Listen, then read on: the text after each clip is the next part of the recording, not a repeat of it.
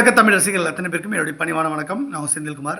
இந்த பதிவு நான் பார்க்க போகிறது, இன்றைக்கு மரியாதைக்குரிய ஆளுநர் அவர்களை நம்முடைய அன்பு சகோதரர் மரியாதைக்குரிய தமிழக வெற்றி கழகத்தின் தலைவருமான நடிகர் விஜய் அவர்கள் போய் சந்திச்சிருக்காங்க.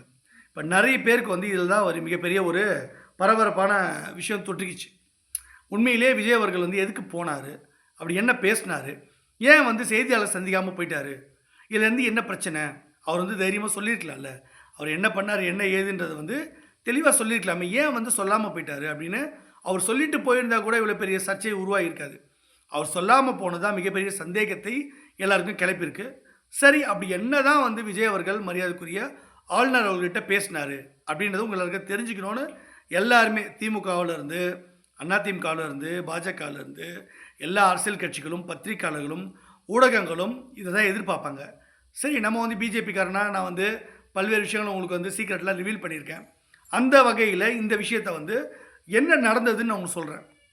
முதல்ல நடிகர் விஜய் அவர்களுக்கு ஆளுநரை போய் சந்தித்து இந்த கடிதம் கொடுக்கணுன்றது தோணலை. ஏன்னா இந்த இன்சிடென்ட் நடந்து அன்றைக்கே ஒரு நாள் 2 நாள்லேயே அடுத்த நாளே போயிட்டாருன்னா கூட இதை அவர் யதார்த்தமாக அவரே போயிருக்காருன்றதை நீங்கள் புரிஞ்சுக்க முடியும்.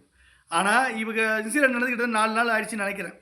அப்படி இருக்கும்பொழுது இப்போ எதுக்கு ஆளுநரை போய் நடிகர் விஜய் அவருக்கு போய் சந்தித்தார், அவருக்கு என்ன டைம் கிடைக்கலையா, என்ன பிரச்சனை, அவர் ஒரு அரசியல் தலைவர் ஆகிட்டார், ஷூட்டிங் கூட இப்போ ஏதோ நடந்த மாதிரி தெரியல, சமீபத்தில் கூப்பிட்டு நிறைய விஷயங்கள் பேசியிருந்தார். அப்படி இருக்கும்போது இந்த சூழ்நிலையில் இப்போ எதுக்கு திடீர்னு போயிட்டு ஆளுநர் போய் இவ்வளோ நாள் கழித்து போய் சந்திக்கிறாரு, அவருடைய பின்னணி என்னன்னு பார்க்கும்போது உங்கள் எல்லாருக்கும் தெரியும். எப்போவுமே அண்ணாமலை தான் அடிக்கடி என்னமோ இந்த இந்த வடிவேல் காமெடி சொல்லுவாங்கள்ல, நீர் தான் துபாய்க்கும் இதுக்கும் தூத்துக்குடிக்கும் பொசுன்னு போயிட்டு வந்துடுறீங்க, எங்களால் முடியல, எப்படி தான் முடியுது அப்படின்னு ஒரு படத்தில் கேட்பாங்கல்ல, வெற்றி கொடிக்கிட்டு படம் நினைக்கிறேன், அந்த மாதிரி கேட்பாங்க. அந்த மாதிரி இப்போது அண்ணாமலை அவருக்கு என்ன பண்ணுவார், எப்போவுமே எந்த ஒரு விஷயம் இருந்தாலும் உடனே தமிழ்நாடு சட்டம் ஒழுங்கு சரியில்லை அப்படின்னு ஆளுநர்கிட்ட ஏதாவது ஒரு மனு உடனடியாக அவர் தான் ஃபஸ்ட்டு கொடுப்பாரு. ஆனால் இந்த இன்சிடென்ட் நடந்து இத்தனை நாள் ஆகியும் அண்ணாமலை அவர்கள் போயிட்டு ஆளுநர் அவர்களை போய் சந்திக்கலை. இது முதல் விஷயம். ரெண்டாவது விஷயம், அண்ணாமலை ஒரு அந்த விஷயத்தையே திசை திருப்புற மாதிரி சாட்டை அடி போட்டம் நடத்திக்கிட்டார். அது ஒரு கேலி கிடலமாக போயிடுச்சு. ஸோ சீரியஸாக இந்த வழக்கு பார்க்கப்படல. இப்போ நடிகர் விஜய் அவர்கள் போயிட்டு ஆளுநரை பார்த்து சொல்லும்போது தான் பார்த்து கொடுத்துட்டு வராரு. இப்போ தான் அதோட சீரியஸ்னஸ் நிறைய பேருக்கு புரியுது. எதற்கு திடீர்னு விஜய் போகிறாரு, விஜய் எதற்கு திடீர்னு போனார், அவர் அவராக போனாரா, யாராச்சும் சொல்லி அனுப்புனாங்களா, அவர் என்ன பேசியிருப்பார், என்ன நடந்தது அப்படின்னு மண்டையை பிச்சுக்கிறாங்க. நான் உங்களுக்கு எல்லாருக்கும் விளக்கம் தெளிவாக சொல்லிடுறேன். விஜய் அவர்கள் தானாகவே புறப்பட்டு போகலை. விஜய் அவர்களே ஒரு சக்தி இயக்கி இருக்குது. அந்த சக்தி வேறு யாரும் இல்லை, பாஜகவுடைய மேலிடம். அவங்க என்ன சொல்லிட்டாங்கன்னா, அண்ணாமலை எப்பவுமே ஆளுநர்கிட்ட போய் மனுலாம் கொடுப்பாரு, ஆனால் அவர் நாங்கள் தலைவராக அவர் வச்சுக்கல, அவருடைய பதவிக்காலம் முடிஞ்சு போச்சு. ஸோ அவர் சொன்னால் அது சீரியஸாக பார்க்க மாட்டாங்க.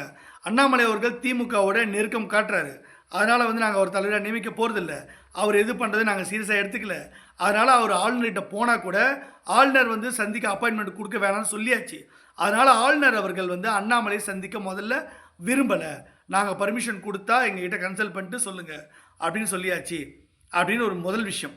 அதனால் மரியாதைக்குரிய விஜய் அவர்கள்கிட்ட தொடர்பு கொண்டு பாஜக மேலிடத்தில் முக்கியமான ஆட்கள் அமித்ஷா அவர்கள் தரப்புலேருந்து சொல்லி, நீங்கள் இந்த மாதிரி ஆளுநர் போய் சந்தித்து இந்த மாதிரி சில விஷயங்கள்லாம் சொல்லுங்கள், சட்டம் ஒழுங்கு சரியில்லை, பாதுகாப்பு இல்லை அப்படின்ற புகாரை கொடுங்க, நீங்கள் ஒரு அரசியல் கட்சி ஆகிட்டீங்க, நீங்கள் செயல்படணும். இந்த மாதிரி சூழ்நிலையில் இப்படி செயல்படாமல் இருந்தீங்கன்னாக்கா நாளைக்கு உங்களுக்கு செல்வாக்கு இருக்காது, இதெல்லாம் கேள்வியாக எழுப்புவாங்க, அதனால் நீங்கள் சும்மா இருக்காதீங்க, போங்க அப்படின்னு சொன்னதுனால அந்த அடிப்படையில் தான் விஜய் அவர்கள் போய் பார்த்துருக்காரு.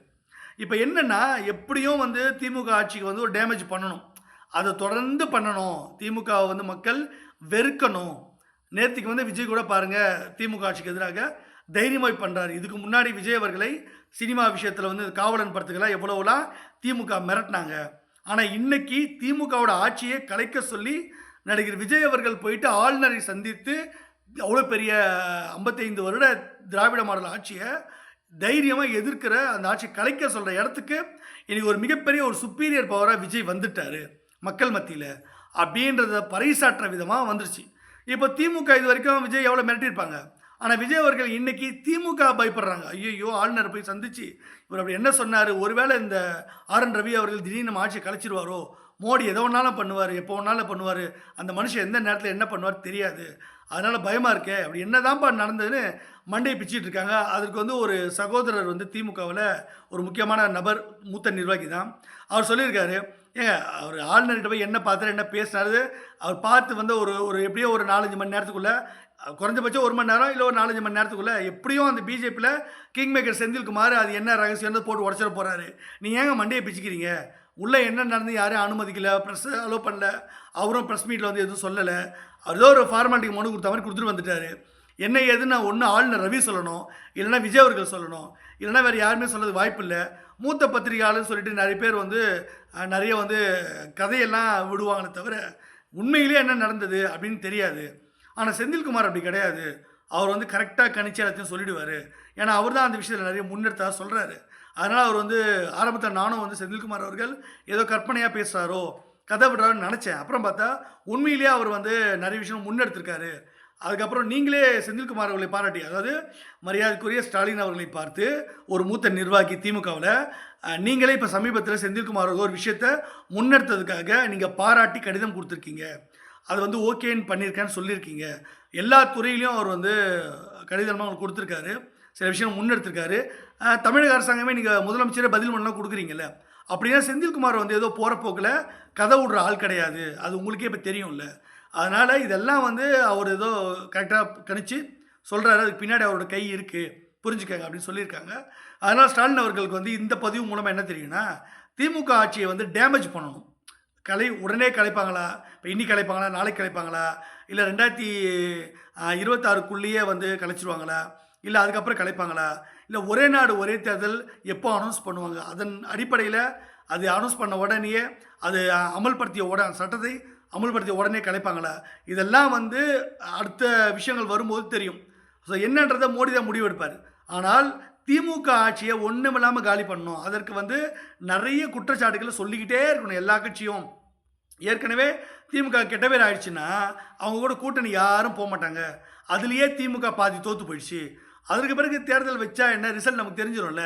கூட்டணியே திமுக கூட இல்லை, யாருமே இல்லை, திமுக கட்சிக்கும் கெட்ட பேர் அப்படின்னு சொன்னால் மக்கள் மத்தியில் வந்து திமுகவுக்கு எதிரான மனநிலை இருக்குது. அதனால் வந்து திமுக வந்து ஜெயிக்குமா தோக்குமான்றத ஈஸியாக மக்கள் சொல்லிடுவாங்க.